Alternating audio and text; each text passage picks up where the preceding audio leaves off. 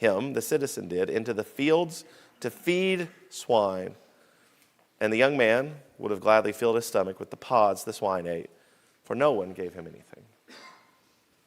Today, as we think about what it means to be a prodigal, I want you to understand that first and foremost, wanting what you don't have is key to forgetting what you do. Now, this young man did what almost all young men and young women are capable of doing. They lost perspective. We've all done that. I remember as a child, every now and then, my parents would take me to a toy store in Bowling Green. And it was called like the Toy Castle or the Toy Treasure Chest. I don't remember its name. It was right in front of where the Walmart now sits on Campbell Lane. And I remember going into that, and there are endless possibilities. Your parents have given you a crisp, clean $5 bill, $10 bill, $20 bill, whatever it is, or they've given you carte blanche and they've said, get any one thing you want. Now, why is it, as a 9-year-old, 10-year-old, 7-year-old boy, I often came home with another G.I. Joe? Why did I do that? Or another Lego set, or another race car? Why was it my house was constantly full with almost the same toys? Because when I got to the store, what would I forget? I'd forget what I already had at home. Sure. Because all I saw was what I don't have.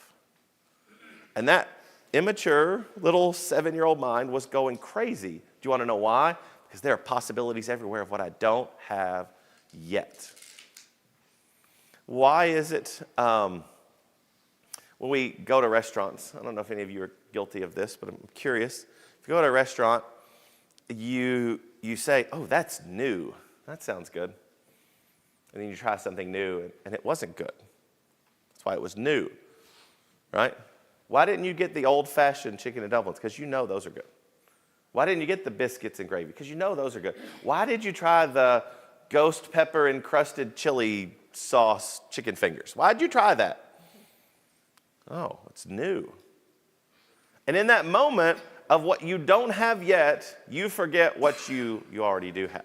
The young man, if he fits every standard model of a Jewish family in the first century, would have had a life of pretty good blessing when you consider how the story unfolds. Father had territorial, ancestral land, right? Had servants in their house, lived in a place where they would have been in the top 5 to 10% of any Jewish family because of the demographics of the story. You hear later that they killed a fatted calf. That means they had more. They weren't just living day to day, denarius to denarius. They were living what? In excess. So he had plenty, but he had forgotten he had plenty. I'll point this out to you. He's not the only one in the story that forgets that. Hang on to that for a minute. We take our first step to being a prodigal son or daughter of our own when we forget all it is we have to begin with. Now, that happens when life becomes about coins and sheep. Because everyone has more coins than you, and everyone has more sheep than you if you look closely. One of the great misfortunes of our world today is social media. Right? I'm going to stand on a soapbox, and I'm going to pick it a little pet peeve for a minute. But we were much happier when we didn't know how many cars and bathrooms everyone else had in their house. We were much happier. When we didn't know what everyone else ate, our meals tasted a lot better. And when we didn't know where everyone else was on vacation, our vacation seemed perfectly fine. But now, everyone else's vacation is better, everyone else's house is bigger, and everyone else's food is tastier. And you know what? We are not better because of it. We're just not. Because all we see every time we turn that on is someone somewhere with something better than us. And we forget to be thankful for what it is God gave us. Now, I'm certain that down there is an amazing dinner prepared for lunch today. Yesterday, we were here for like 7 hours, and we ate 7 times. Okay? And I literally got home, and I said, I guess it's time to eat again. It's been an hour since we ate. I'm certain. I've never, ever been a visiting preacher at any church where the meal prepared was not awesome. Right? And it must be like something you breathe in the air of every church building. You just know how to eat good food and fix good food. I don't know what it is, but it feels, it's just there. If we go downstairs later and we just start snapping pictures of our plates, someone's going to be like, well, we didn't have a potluck at church today. I should have gone to Fountainhead. And they'll forget that there was plenty of reason to be where they were.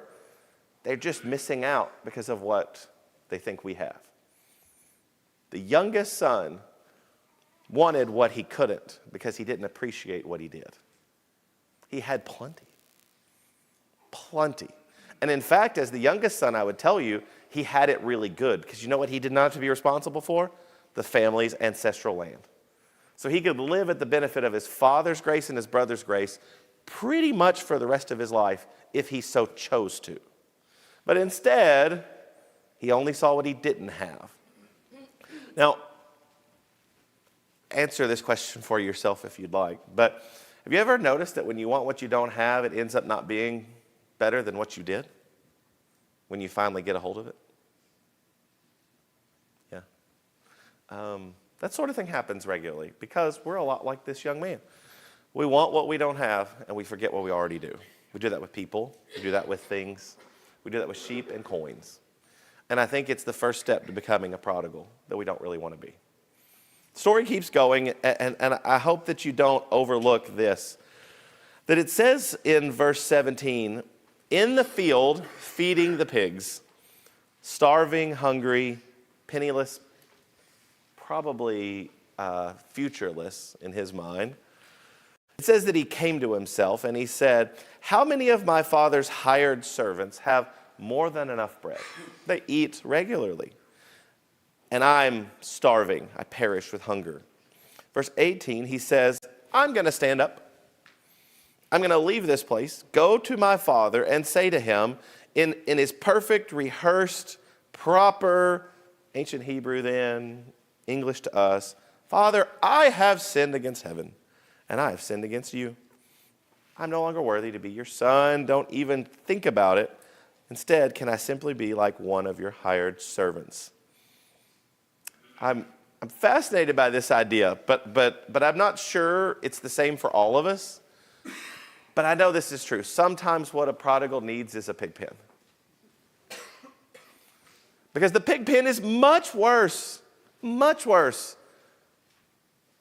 the second bedroom at your father's house. It's much worse. And the food the pig are eating is much worse than the bread served at your father's table every night. And the safety and the protection of that home your father provided is significantly better than the uncertainty and the lack of provision that stranger in the foreign land said, I'll give you. So sometimes we need a pig pen to realize all we've lost. Because only when what you put on social media looks worse than everyone else's do you realize it is worse than everyone else's. You have to come to the wake-up call of, whoa. But you know, the funny thing about that is it's really hard to come to that wake-up call when you're surrounded by all the things that you should be thankful for. You almost have to have them removed to appreciate them. Some of you know both of my parents have passed away, and I lost them at actually a pretty early stage of life. And I remember being in college and making the obligatory phone call home of the week. Do any of you all remember that who are not babies? Yep, I'd have a long-distance phone card. And I could plug in like an 18-digit number into a phone with a cord. And then it would bing and buzz a few times. And it would say, enter phone number of who you wanted to call. And you would call. I went to college without a cell phone, people. College, let alone middle school. And you know what? I'm still here. And Mom and I had like an obligatory phone time I'd have to call home. I was an only child, and so I never stood a chance. Had to call, couldn't miss it. And Mom would want to ask me 1,000 things. How was class?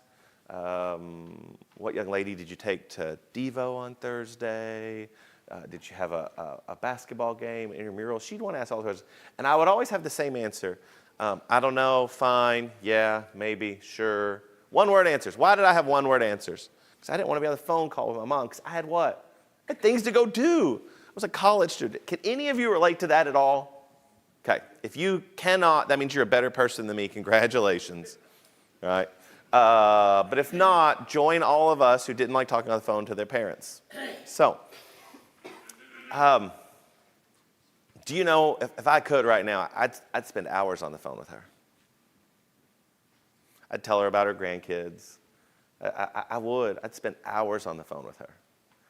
I had 27 years to do that, but I didn't realize how important it was. Can any of you relate to that? So I'm a little bit of in kind of a pig pen when it comes to that, because God's kind of teaching me a little lesson. And so my kids will have no choice to talk to me when they go to college. I will text them probably every day. I'll be like, how's class? I realized you just got out of microbiology. How's the teacher? Like, that's what I'll be like. And it'll be annoying, and they will hate it. But I will not allow the 1 week obligatory 30-minute phone call to define my talking to them about college.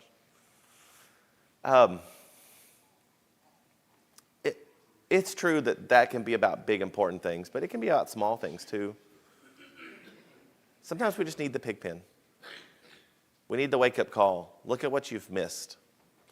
I certainly hope that you'll remember that in the pig pen, God has not forgotten about you. You're still his child. He hasn't abandoned you. He hasn't said, I'm done with you. I hope that you'll realize that even in that pig pen, it's still better in your Father's house. It always has been. You forgot, but you're on your way to remembering. I love the aha moment of it, because we've all had those aha moments. I'm very grateful to get to coach middle school basketball, and I'm not a basketball person. I mean, I like watching it, but I'm way behind the basketball curve as I am being a soccer coach. And I get to coach some middle school soccer or middle school basketball with this guy. And every now and then at practice, we'll have an aha moment. And I'll be over on the side with Connor. I'll be like, they just ran the play. They were where they were supposed to be. Their hands were up. They rebounded the basketball. And you're just like, man, if we could just get them to do that every moment, how wonderful would that be? Ben, I'm certain you've had that moment with some of the freshmen. It's like, wow, look at what they just did. It's wonderful. We don't always have to be in a pig pen of our own making. Sometimes we're just in a place where there's someplace better. But this is key, and I hope you'll remember that. As the story continues, you get to 20. He stands up, he makes the journey, comes to his father's house. When he was still yet a great way off, his father saw him, it says, and had compassion. And the father ran and fell on his neck and kissed him. And the son said to the father, notice, it is the perfectly rehearsed line from earlier. Father, I have sinned against heaven, and in your sight I'm no longer worthy to be called your son. I talk to myself regularly. I promise I'm not schizophrenic. I just like to rehearse. I sat in my chair last night and kind of rehearsed through this. My kids will often ask me, well, my wife, as I'm walking down the hall, who are you talking to? Myself. I'm working through things. I'm sure I do this on the sidelines of games, and I know I do this one by myself. I'm just rehearsing thoughts, and I feel a kindred spirit with that young man, because I can picture him walking home and talking to himself the whole way. Father, I sinned against heaven and against you. I'm no longer worthy to be called your son. Should I say, Father, I sinned against you first, or heaven? No. Father, I sinned against heaven and you. You can see him practicing it and preparing it. And as he sees his dad running, I almost picture him being like, straighten himself up a little bit, stand up tall. Father, have you ever noticed the dad doesn't ask for an explanation? Doesn't need one. And from all you can read from the implication, hugs him before he really hears what he says.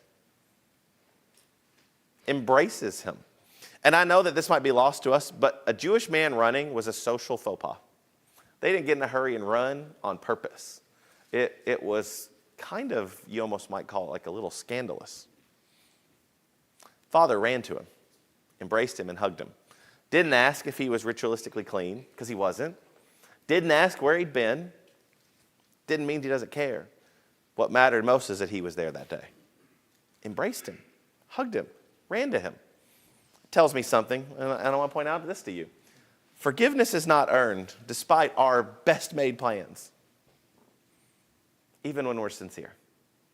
Forgiveness is not earned. Forgiveness is given. You can't earn it. You can't do enough to earn it.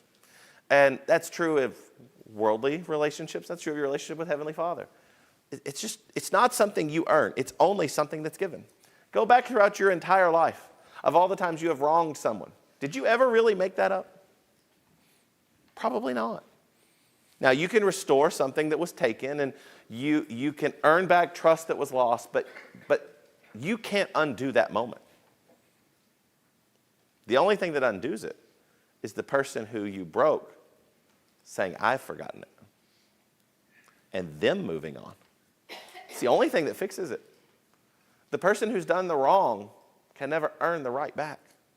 The person who's wronged is the one who gives the right back.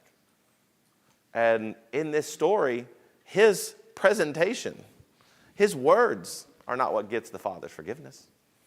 His marching back is not what gets the Father's forgiveness. The Father's forgiveness is given because the Father was a forgiving person. And because that was his Son, no matter what pig pen he found him in. That was his Son, no matter how much he had forgotten. That was his Son, no matter how much he had broken. Couldn't take that away. That Father defined his life by a relationship with his prodigal son. And his son who was lost is now found. It's worthy of a celebration. And that son who had broken everything now gets a chance to have a father repair it. Like that's a beautiful illustration of the gospel. You never earn God's forgiveness, although we try our hardest. We try our absolute hardest. We behave. We preach sermons all year long about behavior. We have a little hard reality to learn one day. Heaven will be full of people who were sinners. It's okay to wear that badge as long as you're a sinner saved by God's grace. Don't run from that badge, because the minute you stop saying I'm a sinner is the minute you forget he had to die because you're a sinner. He had to. It's not personal. You just are. Adam was. Peter was. Even our greatest heroes of faith, they were. Embrace the thing that matters the most. That God looked past your pig pen to embrace you when you were dirty. To embrace you. Christ didn't die because we're all faithful. Christ died, in fact, because we're all sinful. He didn't come make us better because we all had a perfect 98.7 degree fever and we had 2% body fat. No. He died for us because we were sick. We had spiritual diabetes, and he died for us to cure it. To cure it. Forgiveness is not earned. He was not forgiven because he woke up in the pig pen and marched back. He was not forgiven because he rehearsed the perfect line to say in front of his Father. He was not forgiven for anything other than he was that man's son who had died and was now alive. That's why he was forgiven. And I don't want to remove us completely from the process. We still have to do our best to be pleasing to God. That's why righteousness and faithfulness and being set apart fits in. I get it. All of that is necessary. But my friends, to be set apart, you have to understand why. To be righteous, you have to understand who that comes from. And we so often miss the point. The prodigal son was forgiven because. No. The prodigal son was forgiven when? When the father saw him leave. The Father forgave him. You know, I read the other day in a commentary about this book, or this story, that if we moved it into the modern day world, you'd have to set it in the South because the man would have to be sitting in a rocking chair on his porch. Every day, from sunrise to sunset, hoping what did he see walking up the gravel road to his house. because then he would be prepared to run out and see him. I like that. For those of us who understand that's who the father is in this story. When his oldest son was in the field taking care of all their needs and wants, he was taking care of the thing that mattered most, sitting on that porch waiting for the son who was dead to become alive again. And I picture, from everything I can see, that he did that the day he left, and then every other day following, waiting and hoping, because forgiveness was already given. The minute the boy left, the dad was ready to say, welcome back. Welcome back. As the story finishes, now it's time to get personal. Not just him, but us. You get to verse 22. Father said to his servants, bring out the best robe, put it on him, put a ring on his hand, sandals on his feet, the fatted calf, kill it. Let us be merry and eat. My son was dead, is alive, lost is found. They began to be merry. The older son, the one who never left, the one who's responsible, was in the field. He came and he drew near to the house, and he heard both music and dancing. And instead of going in, like we all would have probably thought he should do, it says in verse 26, he called one of the servants and asked, what's happening? What does all this music and dancing mean? The servant said to him, your brother has come, and because he received him safe and sound, your father has killed the fatted calf. I wish there was a little note here that said, and his nostrils flared. Or his shoulders shrugged. Or his eyes got big. I wish you could see the human reaction. Because we all know what the people in our life do when they're not happy. We know. It says that he was angry, he would not go in. So his father, once again, may I pay attention, and you see, came out of the house to go see his son. He pleaded with him. The young man, the older son, said to his father, all of these years I served you. I never once transgressed your commandment, and yet you never gave me even a goat, a young goat, let alone the fatted calf. We need to understand that. You didn't even give me a quarter, a fifth, an eighth of what you've given him, that I could make merry with my friends, in verse 29. But as soon as this son of yours, make sure you pay attention to that, no brother of his, simply son of yours. As soon as he came back, who devoured both your livelihood, who devoured your livelihood with harlots, you killed the fatted calf for him? And the father said to him, son, you're always with me. All that I have is yours. It was right that we should make merry and be glad, for your brother was dead, is alive again, was lost, and is now found. In a shocking, and I hope you catch sarcastic tone by shocking, we find out that the older brother is also a prodigal, don't we? For if you go all the way back to the beginning, remember number one? Wanting what you don't have is the key to forgetting what you do. Did the older son also forget what he had? Yeah. Was he reminded? Yeah. Very, very, very physically and I would say gracefully by his father. Hey, everything I have is yours. I wish you all knew my wife's father, Tim Cottingham. He is one of my favorite people in the world. A couple of years ago, we were moving from Henderson, Kentucky, where I had served as youth minister, down to Tompkinsville to be the preacher. And he's a farmer, so he has a lot of farmer things, you know. And one of those is a big enclosed trailer. And we were at lunch, and we had been married for just a few years, and so I still feeling things out. And I said, his name is Tim, but the kids all call him Posse. So I said, Posse, can we borrow the trailer when we move to Tompkinsville? And he looked at me and he said, well, of course. He said, what's mine is yours. It's the first time I had heard him say that. I don't believe it's the first time he had felt it. But it's the first time I heard him say it. And a light bell kind of went off in my brain like, oh, okay. You know, and that moment was a lot like this guy's moment, I hope. You're not paying attention. You're not paying attention. That person's investing in you more than you realize. You're not paying attention. And I feel a connection to this guy, and I want to explain to you why. I've been in a church building like this just about every Sunday of my life. I grew up in a house where God was freely spoken about, where we prayed before dinners, we opened the Bible. I've always lived in that house. I live in that house now. That's the house my children live in. My children go to a school where in every class the Bible is taught. Every class, even their math class, and their PE class, where we pray before games and we don't make any ifs, ands, or buts about it. It's always been a part of my life. And yet I have also at times forgotten all God did for me. Yeah, because sometimes I've wanted what? Something else. And I have, if I acknowledge it publicly or not, I've never used these words, but I have at times said, God, why do I not get the fatted calf?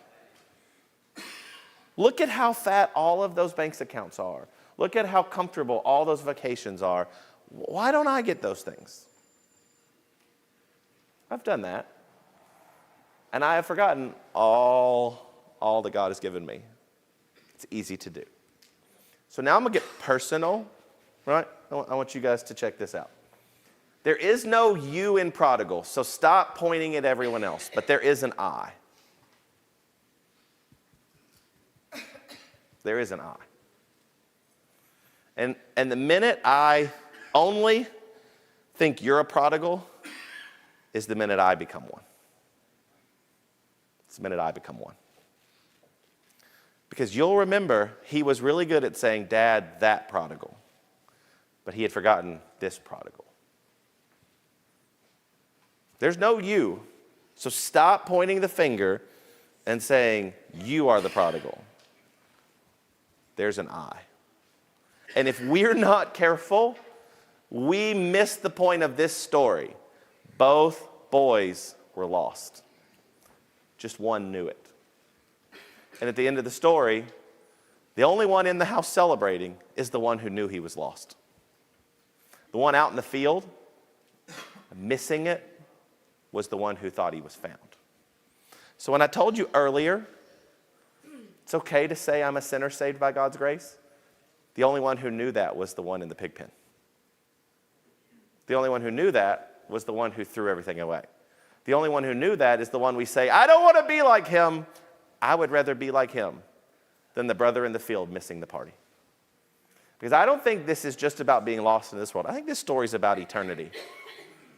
And if we really understand that the parables were about the kingdom of heaven, Jesus said that often, the kingdom of heaven, that's what the parables are about. This isn't about living in this world. This is about where will you be in the world to come. You want to be in the house with the father and his servants celebrating the lost son. You do not want to be out in the field complaining because you're missing everything. And God will come to you and he will forgive you, but I don't know what the next day of the story looks like. But I'm really, really mindful that we need to pay attention to the next day of the story. And so I love the parables because you can read them as a 15-year-old and you can read them as a 50-year-old and as an 80-year-old, and they teach you something different. As a 45-year-old, I'm very aware of this. I always wanted to be the son in the field. But I hope when I leave this world, you think of me more as the one who ran away. Because I was smart enough to realize what I'd lost. I was smart enough to realize all God had done for me. And I was smart enough to say, even the worst in my Father's house, have it better than the best anywhere else. So if all I get to be is a servant in God's kingdom, and my Instagram profiles don't match everyone else's, and my life in this world doesn't quite pass muster for everything I wanted, there's a celebration waiting for me that is beyond my wildest dreams, that I don't even have to earn. I can't earn it. My Father is longing to give it to me if I will just wake up in my pig pen, realize I'm the prodigal, and come to his house, and he will forgive me. What a wonderful lesson. 4, are you ready for this? not the people outside of the building, but the ones in it. That's what we need to remember. So I hope that this story sticks, because it's really, are you ready for this? Not about them out there. It's always been about us in here. And if we are careful, we'll pay attention to that, and we won't miss it. I believe the bell's going to ring at 40 after. Is that correct? Well, I'll say a quick prayer, and then I guess you get an extra 30 seconds. Our Father in heaven, thank you for the day and keeping us safe. It's very cold outside, but we're thankful that you blessed us with safe travel here. We pray that you'll be with us and watch over us and protect us from all of the things that seek to separate us from you, even when that's ourself. We're so thankful that your son spent the time to teach us as he did. These parables are so deeply profound and full of meaning, no matter what age of life we are. I pray that we'll remember that they're there for our purpose, and there's so much to learn from them. And I pray that you'll help us to be the type of prodigal son that walks back home and is thankful for your giftedness. It's in your son's name we pray. Amen.